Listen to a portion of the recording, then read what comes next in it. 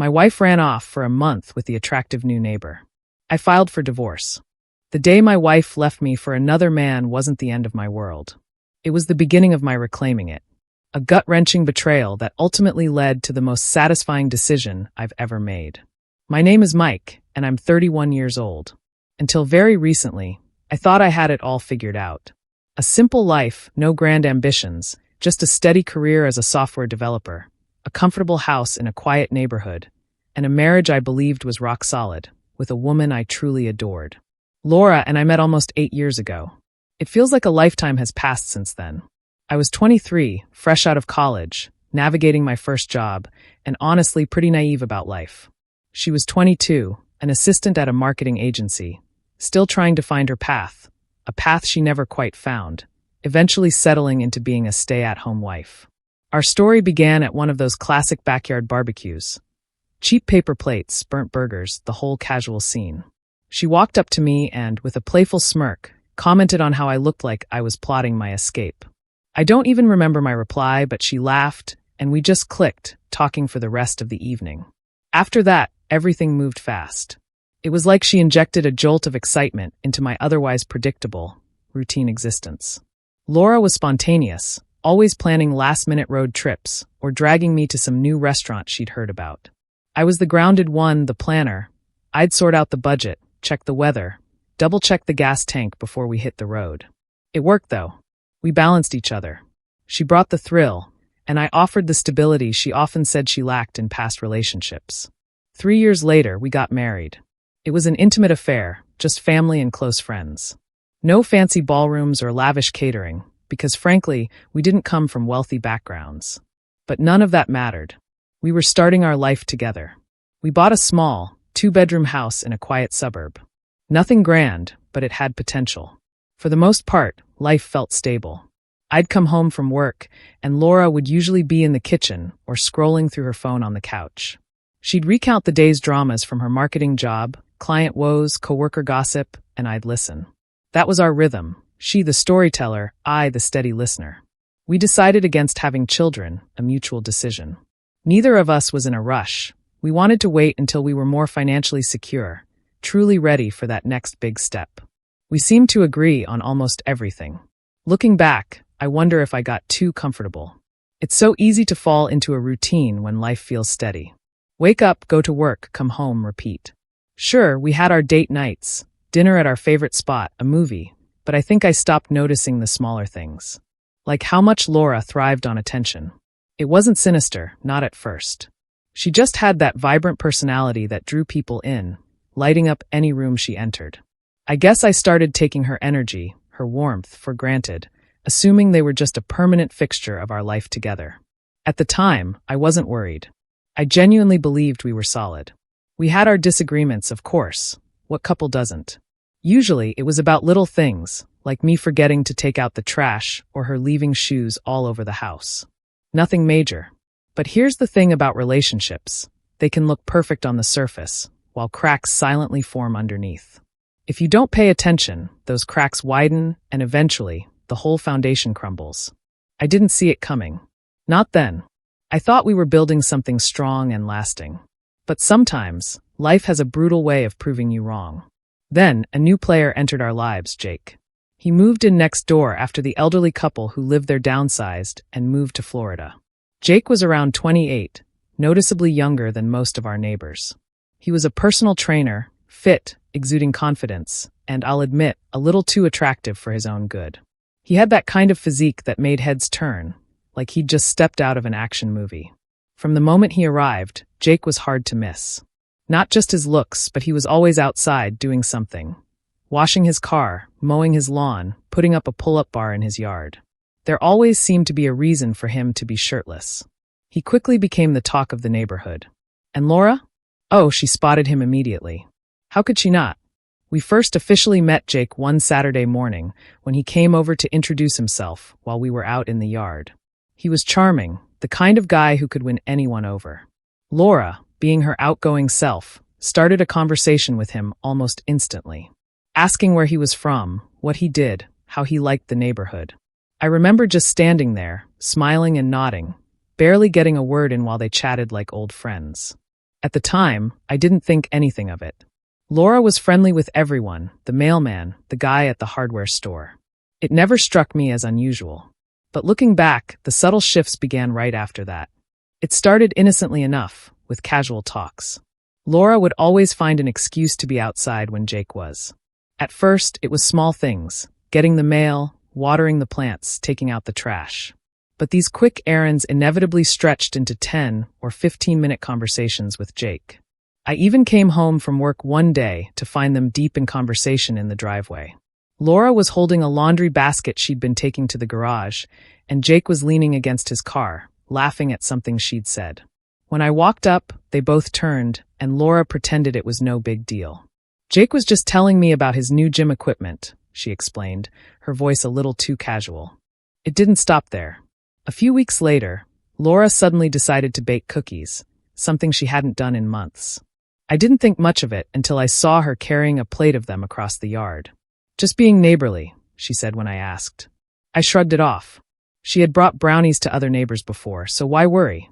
But then came the new workout gear, bright, fitted leggings and a matching top. Definitely not her usual attire. When I asked, she claimed she was thinking about getting back into jogging, to get back into shape. I didn't question it.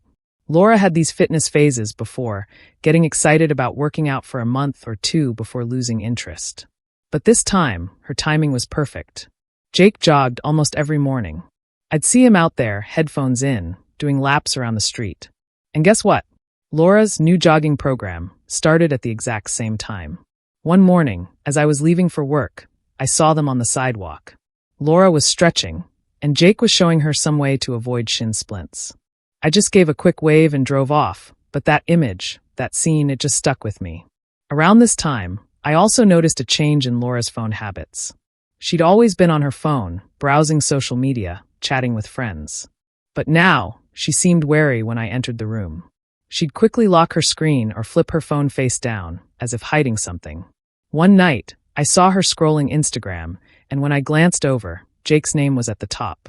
She swiftly swiped past it, but I'd seen enough. She was looking at his profile. When I asked, she brushed it off. Just checking out his fitness posts, she said. He has some good workout advice. I wanted to believe her, so I let it go.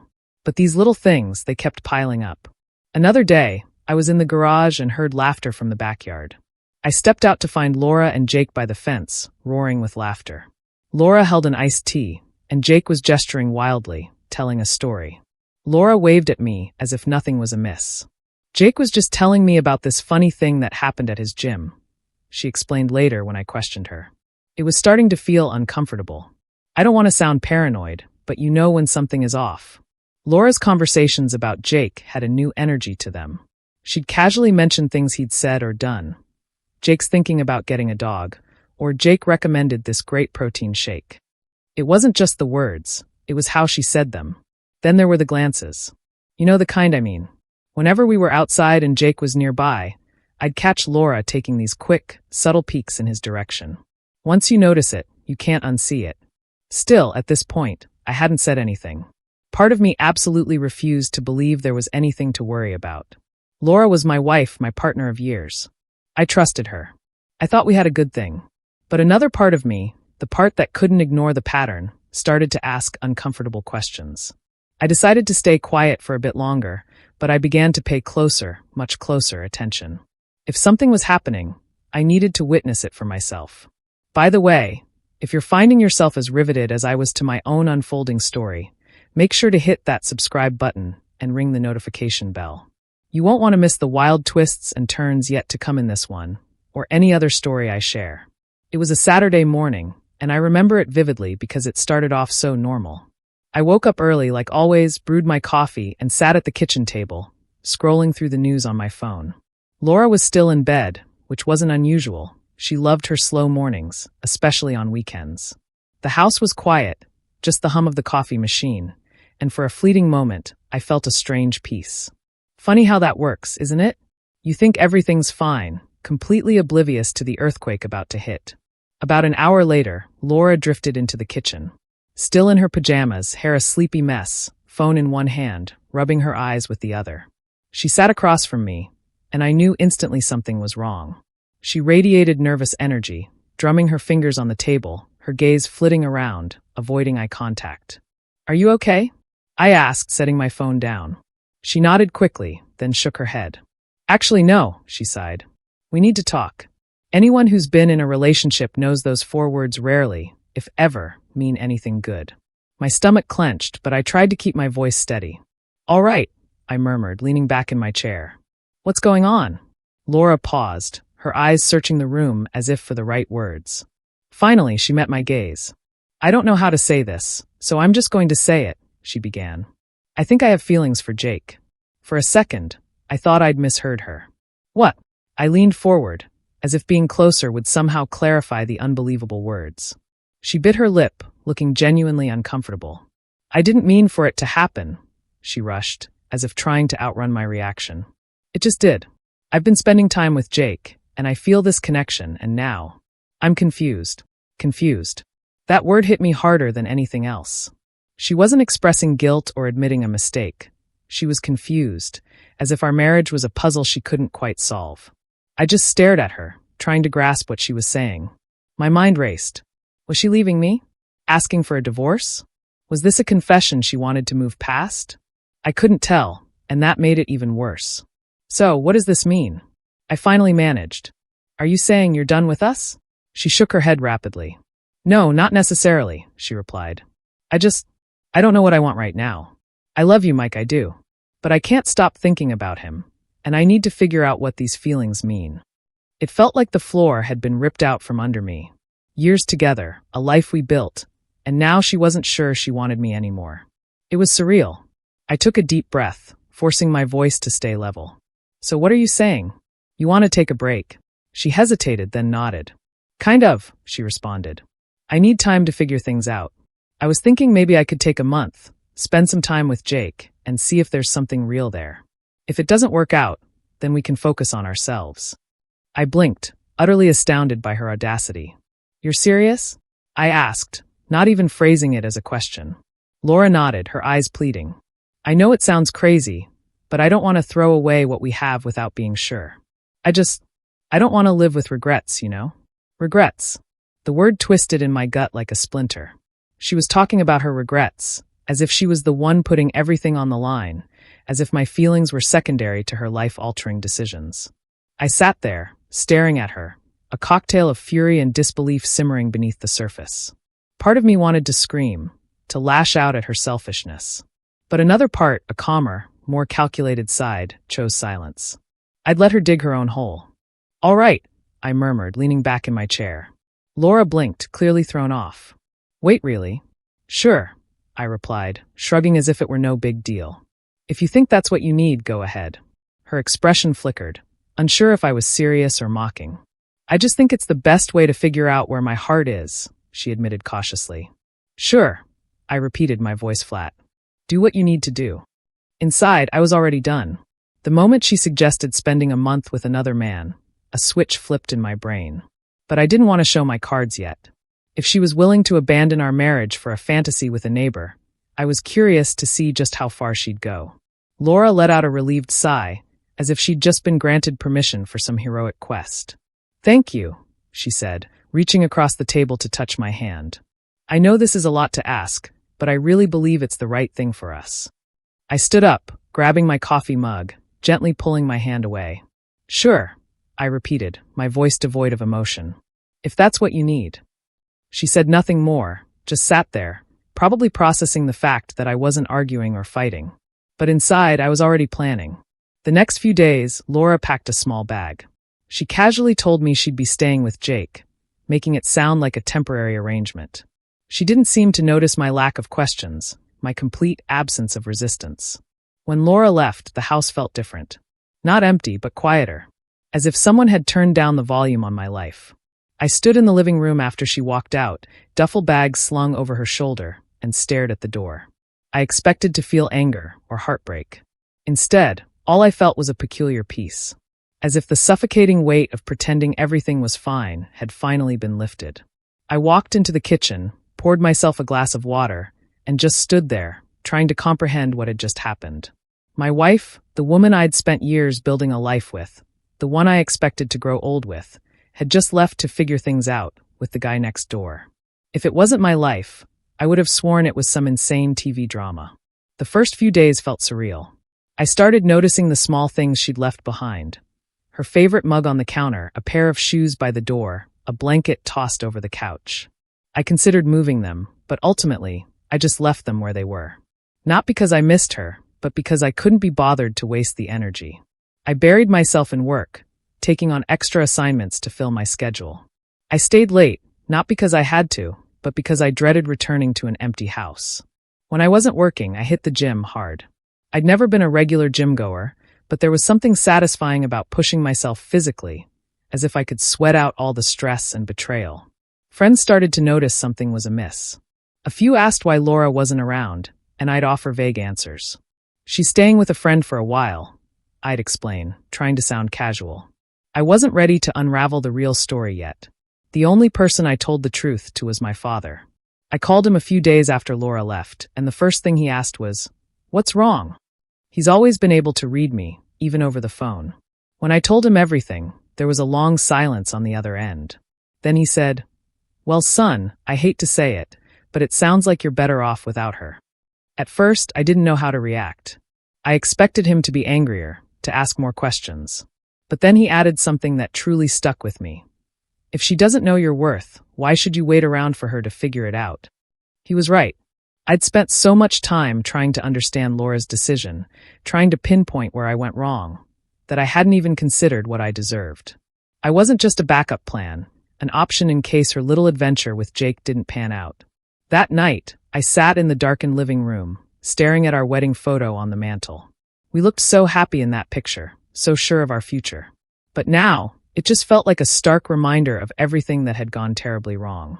By the end of that week, my decision was made. I wasn't going to sit around, a passive spectator, waiting for Laura to make her grand choice. I was going to make my own. The very next day, I called a divorce attorney. Sitting in that lawyer's office felt surreal. I recounted the entire scenario, trying to keep my voice steady, even though a part of me still couldn't believe it was happening. The lawyer listened intently, nodding as I spoke. When I finished, he said, "You are well within your rights to file for divorce. This type of situation falls under irreconcilable differences." Hearing those words made something click in my head. Irreconcilable differences. That's what we had become. Laura and I weren't on the same page anymore.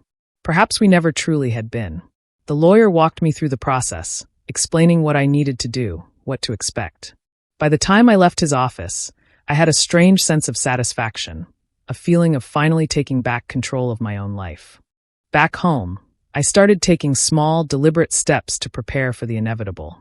I moved some money into a separate account, just in case things turned ugly. I walked through the house, mentally partitioning what was mine and what was hers. I didn't physically touch her belongings yet. I figured I'd wait until things were official. But in my head, I was already redesigning the space, picturing what the house would look like without her. The days stretched into weeks, and I grew accustomed to the stillness. It wasn't as awful as I expected. In fact, it was surprisingly tranquil. No more dealing with Laura's constant chatter, or the minor disagreements over trivial matters like whose turn it was to do the dishes. Meanwhile, I started hearing things through the grapevine. A neighbor reported seeing Laura and Jake at the park, looking very cozy. Another claimed to have seen them at a downtown cafe.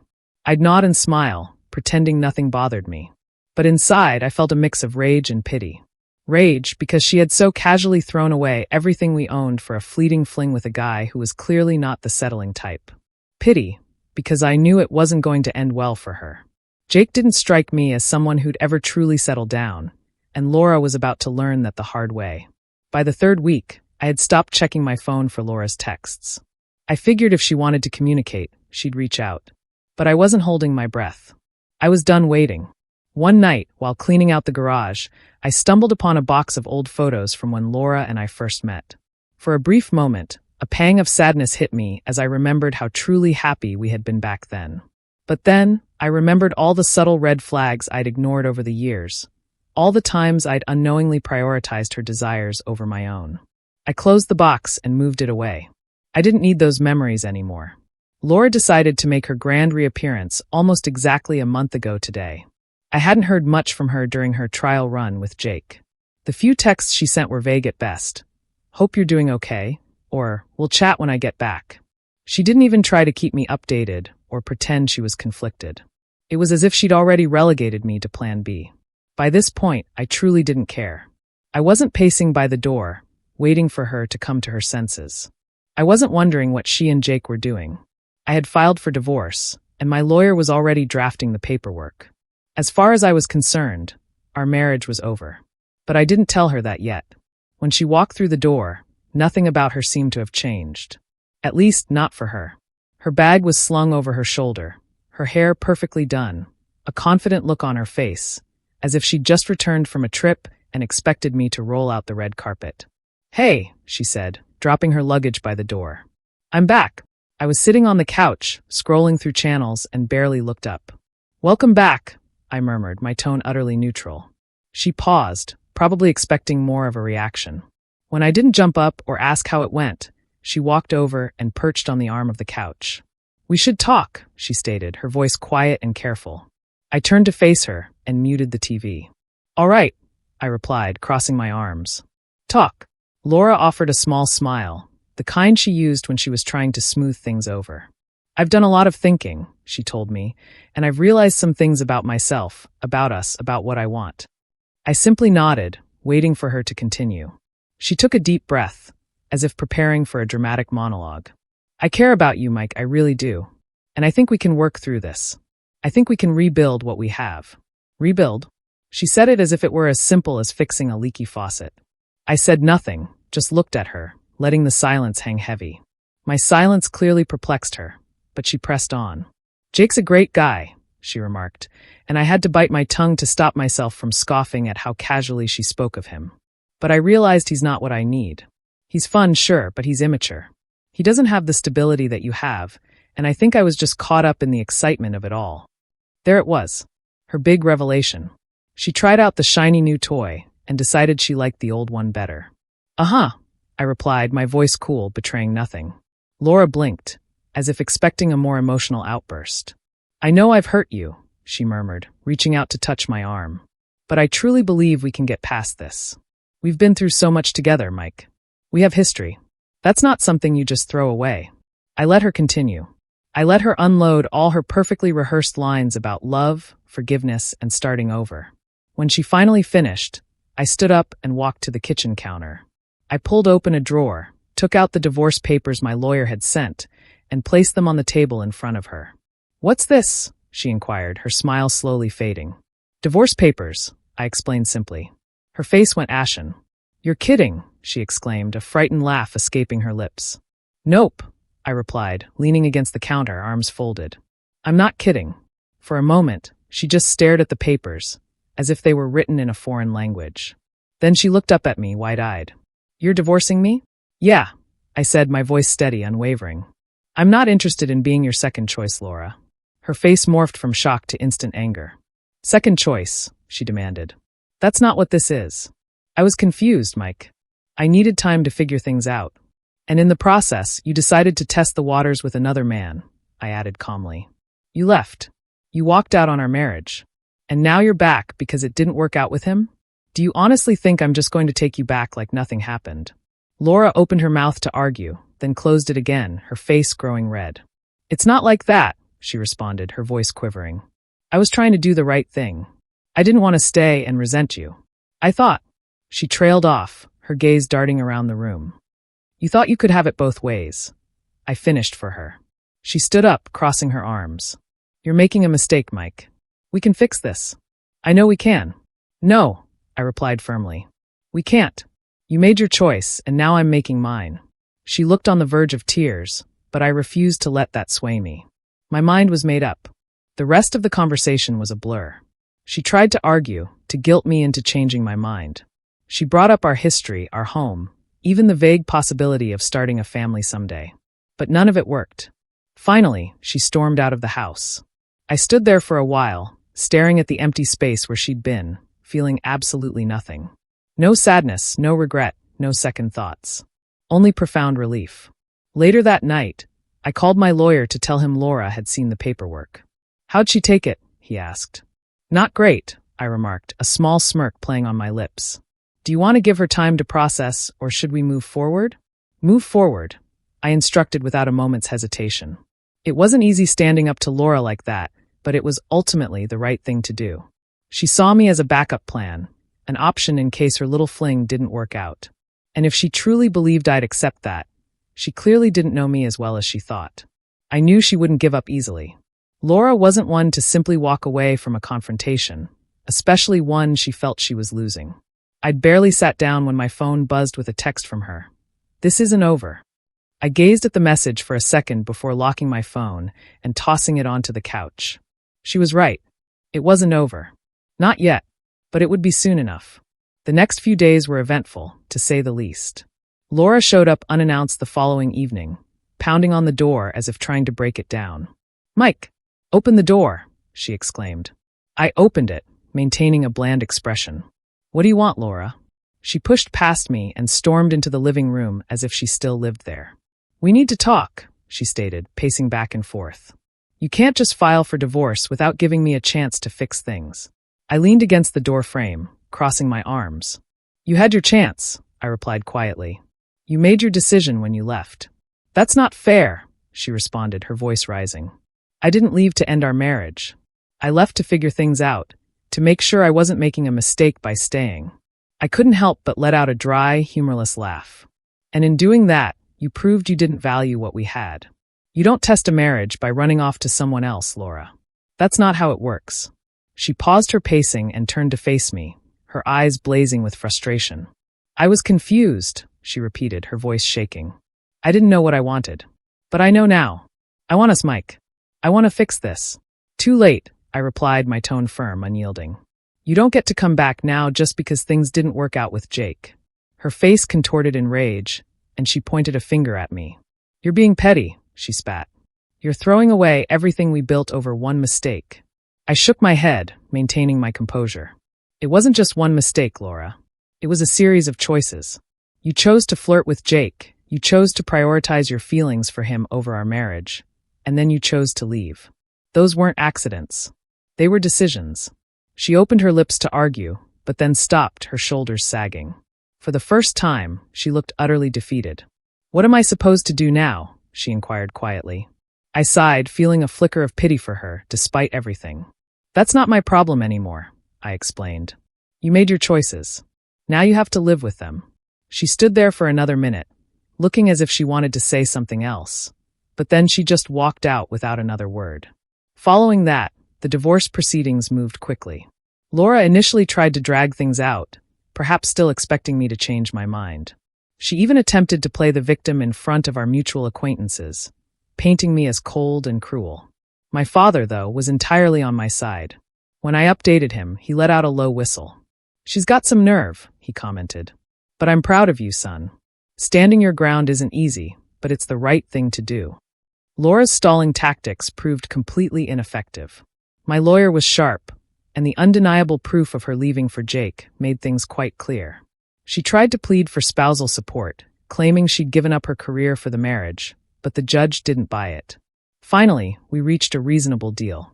She received a modest sum of money and some of the furniture she'd chosen, but I kept the house and the majority of my savings. It wasn't perfect, but it was far better than I had anticipated. The final hearing was bittersweet.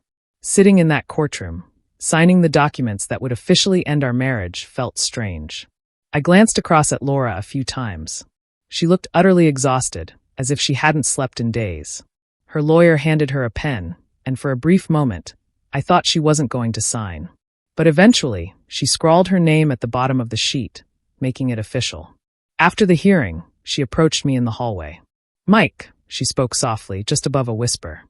"I'm sorry for everything."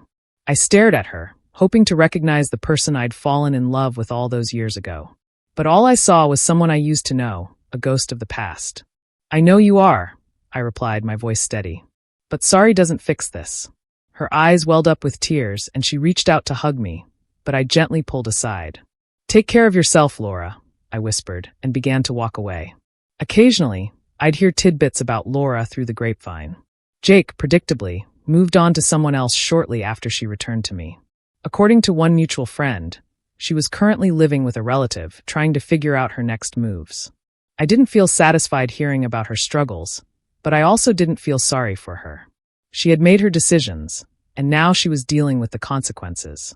One day, I even ran into her at the supermarket. Our eyes met briefly, and I could see remorse, clear as day, written all over her face. She gave me a small, hesitant wave, but I simply nodded and moved past her. There was nothing left to say. Looking back, I don't regret how I handled any of it. Laura believed she could have it both ways. Go chase her feelings for someone else, then conveniently return to me if it didn't work out. But life just doesn't operate that way. This entire process taught me so much about myself. I realize now that I deserve someone who cherishes me, someone who doesn't even consider me a last resort. And if that person is out there, fantastic. If not, that's okay too. For now, my main goal is simply to rebuild my life, on my own terms. Laura's trial run with Jake may have been her way of gaining clarity, but for me, it was the wake-up call I didn't even realize I desperately needed. So, I'm curious, what would you have done in my shoes? Have you ever had to stand your ground like this when someone tried to treat you like a backup plan? Let me know your thoughts in the comments below. I truly want to hear them.